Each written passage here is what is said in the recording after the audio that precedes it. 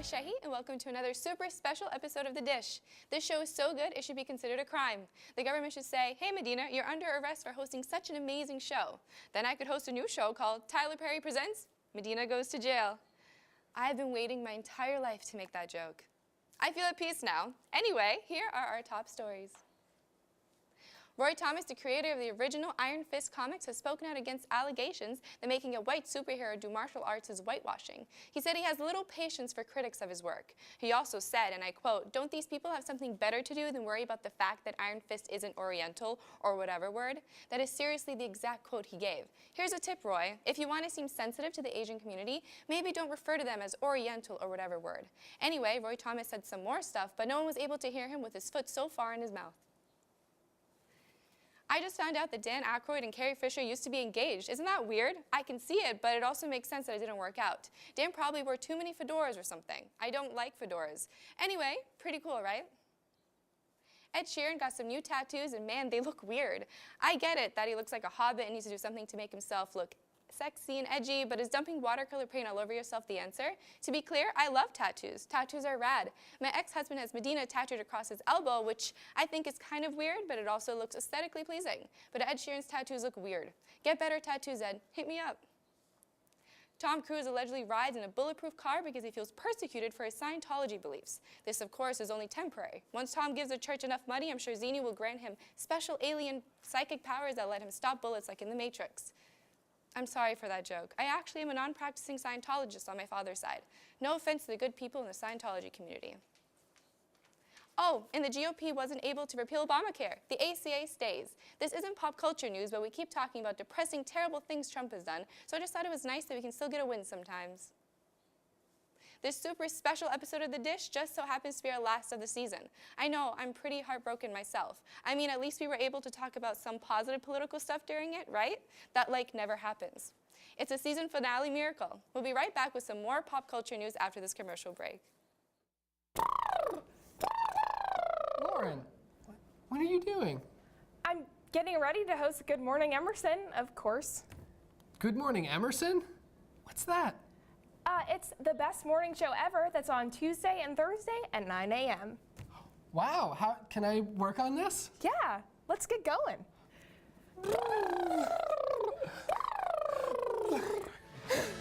Red leather, yellow leather, red leather.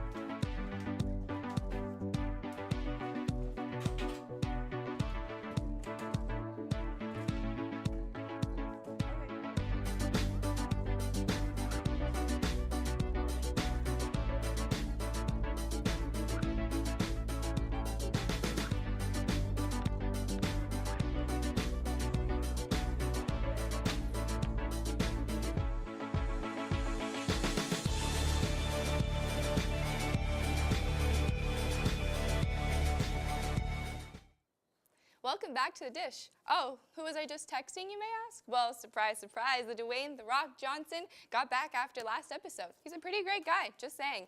Not that good of a texter, but I digress. Let's hear about what's going on in music with Bailey. Bailey? Thanks, Medina. John Mayer has announced the release of his new album, The Search for Everything, on April 14th. When asked who such songs as Still Like Your Man and You're Gonna Live Forever could possibly be about, he said, Katy Perry. Who else would I be thinking about? John Mayer, buddy, I just want to say there are so many more people you could be singing about like me, or Dwayne "The Rock" Johnson, or how about Beyonce? Pull it together, John. Don't be ridiculous. Bees are dying at an alarming rate. Have you been waiting around for Zayn to release more music? Well, thanks to the surprise release of his new single, We Got Time, you don't have to wait any longer for the hottest member of One Direction to be singing. Oh, you haven't been waiting for Zayn to release more music? Only me? Okay. How about Kendrick Lamar? He shocked fans by dropping The Heart Part 4. Just me still? Okay. What about the Chainsmokers Coldplay surprise collaboration? No, well, no one was anyway. Don't worry, there'll probably be a surprise release someday that we'll all care about. Drake is on his way to his 7th time topping the Billboard Hot 100 charts with his new playlist project, More Life. More Life isn't an album and it isn't a mixtape, it's a playlist. Yes, you can buy it and yes, you can stream it, but so help me God, it is not an album. After his last project, Views, was the first album ever to hit 1 billion streams on Apple Music, we've got high hopes for this playlist. Don't let us down. In an update to a story we reported on a few weeks ago, Nicki Minaj has officially surpassed Aretha Franklin in her record for most entries onto the Billboard Hot 100 charts. Many critics have suggested that it isn't fair to make comparisons between the two because Minaj gets to release her music in a digital age of streaming, but don't deny the power of Nicki. What's good, Aretha? Gorillaz has been slowly but surely releasing new music by gently gifting songs to radio stations for them to debut. And ahead of the release of their long-awaited album. So far, they've released 4 new songs. Who knows? Maybe the 5th will drop on WERS. I hope it doesn't. Sad. Kendrick Lamar, I would like to personally thank you from the bottom of my heart. Thank you. You saved me from talking about the new Ed Sheeran album, which is a photocopy of his first one, and therefore fading and becoming fuzzier. Kind of like how if you photocopy Ed Sheeran enough times, he kind of looks like Augie. Shape of You sounds like you heard a Weeknd song and thought, well, I can do that too. Or from having to talk about the Gorillaz' new album, I just never got into them, so I don't really feel like talking about the new album. Also, Drake released a new playlist thing, album, mixtape, but Anyway, back to the topic at hand. Kendrick Lamar recently released a new song, The Heart Part 4, and it features the same hard-hitting and surreal style that made him famous in the first place. Last year, he released Untitled Unmastered, proving that even his B-sides are better than the main singles most rappers are putting out.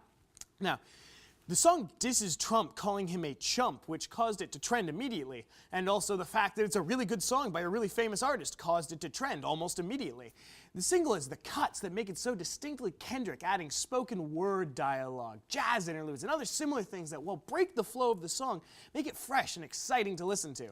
It forces you to pay attention to the song instead of being able to tune it out and listen to the background. The song grabs you by the shirt collar and makes you enjoy it. It's something so rare in mainstream music these days. Not to get off on a pretentious rant, but it's written to be closely listened to, and that's why I love it. Like, honest to God, was so thankful when I realized I could talk about it instead of the previously mentioned things. Like Ed Sheeran. Can people stop talking about Ed Sheeran? Like that one song he had about growing old was cute, but I don't really care about him. I need him to justify his experience in the pop culture scene to me. Me specifically. I'm ending this season on the dish saying that Ed Sheeran needs to justify his existence to me. But Ed, call me if you want to know who my tattoo guy is for the elbow tattoo. Anyway, I give this single 4 heart containers from Legend of Zelda out of 4 heart containers from Legend of Zelda. It's been great to force my opinions on you, the viewers of the dish. Those of you who sit in the piano row lobby charging your phone and decide to leave this on every few Thursdays, I'd like to thank you and the wonderful production staff and all of my fellow cast members. Augie, thank you for being such a good sport for my tomfoolery. Carly H. Epson, why didn't you call me back? Dwayne, you can't call me. I lost you in the divorce with Medina. And Medina, we'll always have Paris. I hope to see you all next season, assuming Courtney doesn't fire me after talking bad about Ed Sheeran.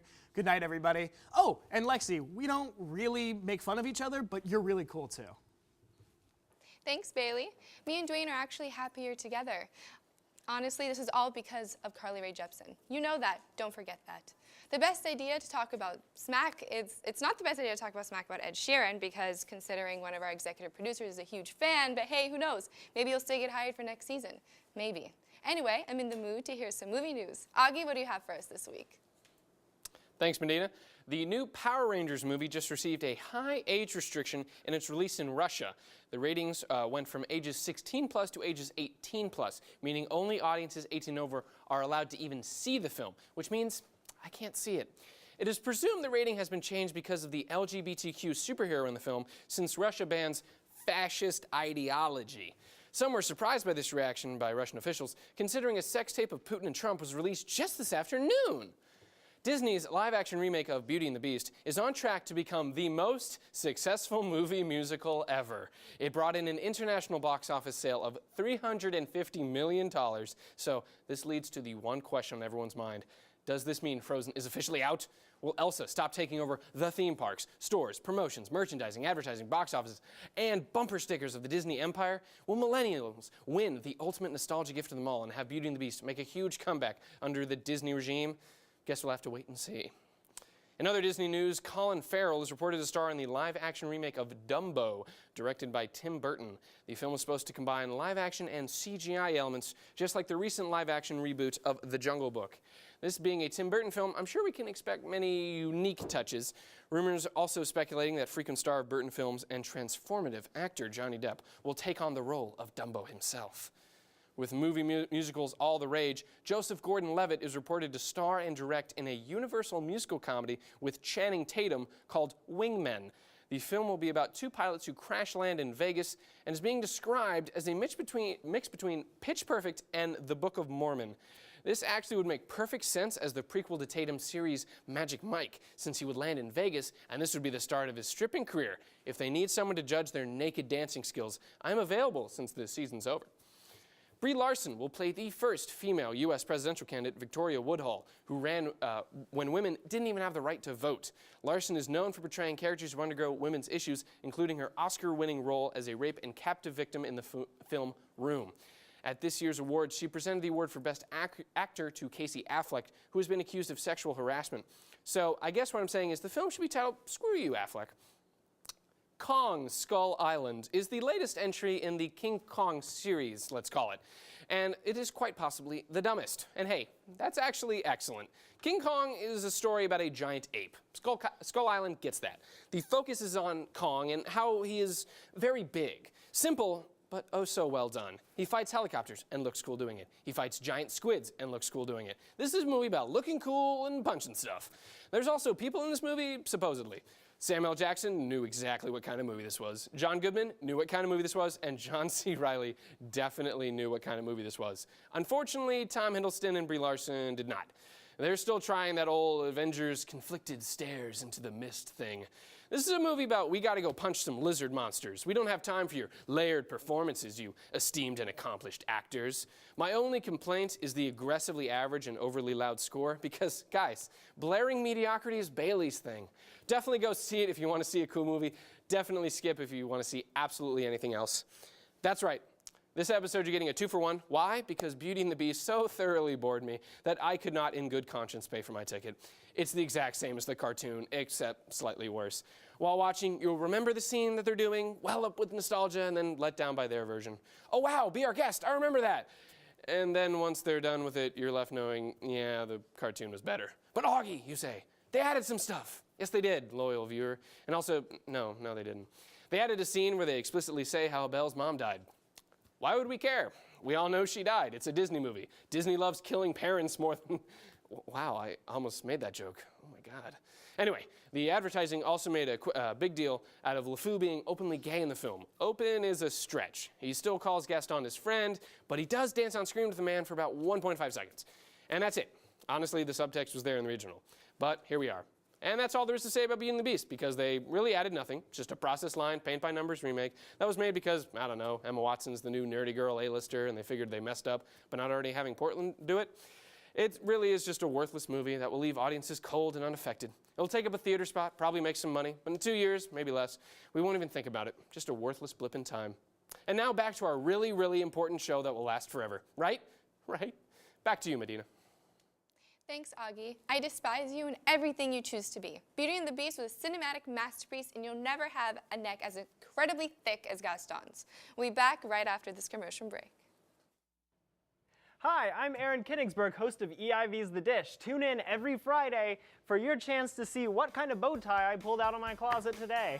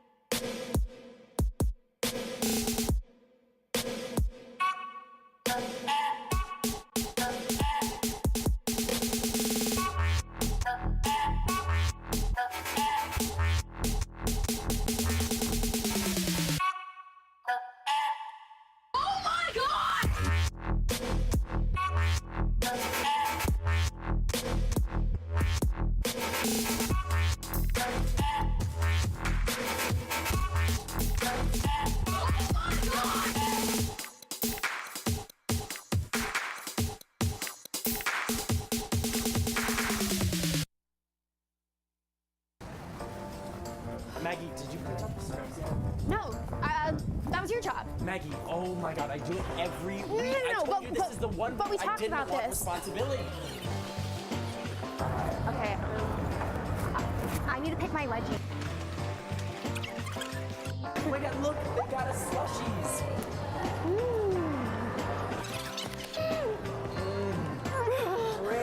Freeze.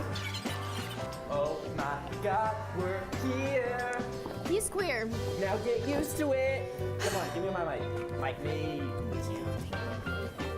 Okay, so, Hi, I'm Christian Mudrick, and I'm Maggie Morlap and you're watching Real Reactions. on the Emerson channel. We're back with our season finale of The Dish. While I try my hardest not to cry thinking about it, we're going to have Lexi share some television news with us. Lexi? Thanks, Medina. This season of Dancing with the Stars looks like Nick Viall crossed the neutral zone, leaving Captain Kirk on the attack. William Shatner of Star Trek fame has recently led a campaign on Twitter to get the former Bachelor contestant kicked off the dance reality show. According to Shatner, Viall lives up to the homonym of his last name, simultaneously dissing Nick and inspiring thousands of Twitter followers to look up the word homonym. Shatner has since offered Nick a rose piece, but we'll see how their relationship holds if Nick manages to get to the finale, where Nick has never gone before. And just as our annual dose of seasonal depression comes to an end, BBC America decides to hit us where it hurts most, right in the Orphan Black. The hit series co-creator John Fawcett recently revealed that the series will end after its 5th season. In much the style of Breaking Bad, the showrunners have decided to focus on good storytelling and well-planned finales and structural integrity of the tale and all that other lame artsy crap. Like, come on, guys, we're happy to throw our money at you for as long as it takes to keep Tatiana Maslany off our screens. After all, what's the worst could happen if you drag out the plot for as long as the audience dictates? Works out great for Lost, right? Candy Crush Game Show. 4 words that together bring about as much joy as stepping on a Lego. Yes, folks, CBS, who prides himself on being America's most watched network, has officially greenlighted a new reality series based on the app Candy Crush. You know that game you downloaded once in the doctor's office while waiting to get blood drawn, and then realized it was more painful than the needle in your forearm? And to really bring some credibility to the project, none other than Mario Lopez was pulled to host. At least now your mom was something other than This Is Us to post about on Facebook. This week, 10 contestants on Scottish reality show Eden emerged after a year trapped in the wild to discuss that their show had been canceled, only 4 episodes in. That's right, these sad saps spent 12 months with no technology, no contact with their family and friends, scrambling to find food and shelter in the Scottish wilderness for just 4 hours of apparently crappy TV. Never mind the cruelty of the network leaving them there after terrible ratings led to the show's cancellation.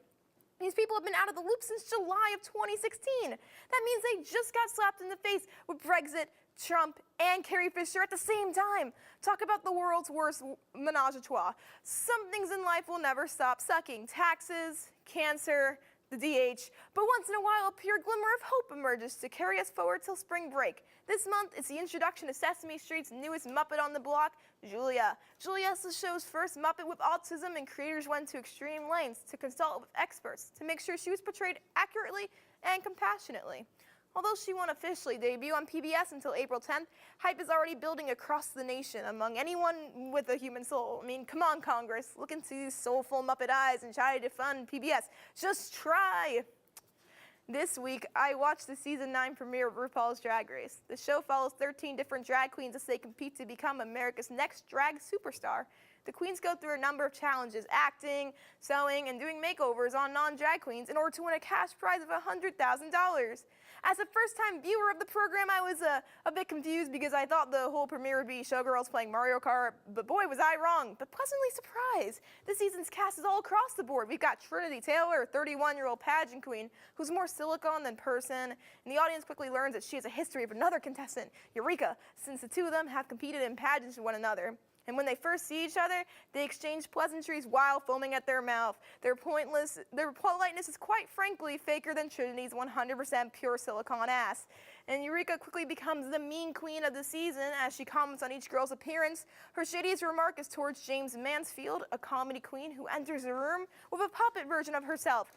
James is clearly a newbie trying to make friends, but gets shut down when Eureka asks what was faker, her body or her personality. Talk about shady. This season also comes with a hellacious surprise. Lady Gaga appears in disguise as a Lady Gaga impersonator. Foolproof, right? And when she enters the room, the queens are completely fooled, thinking that she's a man with her woman-sized feet and natural-looking chest. But aha! Lady Gaga lifts her eyepiece and the queens scream, "It's her! It's really her!"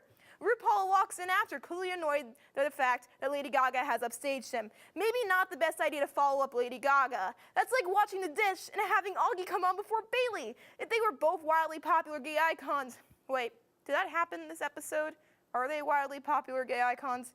Find out next season on The Dish. And RuPaul tells the queens that they're going to compete in a pageant in which they have to showcase one look showing off their hometown and another look in veneration of their Lord and Savior, Lady Gaga. No one dresses up as RuPaul because he's still the Bailey in this scenario. I mean, who would dress up as Bailey? Probably a haunted house reject who's suffering a midlife crisis. Sorry. The queens all showcase various looks that are criticized by a panel of judges made up of RuPaul, Michelle Visage, Carson Kressley, Ross Matthews, and Lady Gaga. The winner of this pageant is Nina Bonina Brown, who dressed up as a Georgia Peach and recreated the Lady Gaga look from the 2009 VMAs. You know, the red lace one that made her look like a bloody tampon and struck true terror into the heart of Eminem? Yeah, that one. However, the real shock is at the end of the episode when RuPaul reveals that a 14th queen will be joining the competition from a previous season. The queen walks into the room facing away from the camera for dramatic silhouette. Who could it be? You'll have to watch the next episode to find out. Thanks, Lexi. Who could that 14th queen be? I personally hope that Lady Gaga stays in the program and wins it all. Anyway, for this week's roundtable, we'll be talking about some pop culture superlatives with two of our correspondents, Augie and Bailey. Let's start with best television show and worst television show. Bailey, you start this off. Oh, start this off. I'm gonna say best television show is best new television show, Riverdale. My mind hurts. I've watched 7 of the 8 episodes in a week, and that is kind of like developing a heroin addiction, I think, because you can't stop, and it's entirely unpleasant, but you want it more and more. Yeah. For worst television show, I'm just gonna go with the finale of The Bachelor. Vanessa shouldn't have won. Raven should have won more, but I don't think she should have gotten as far as she did. Huh.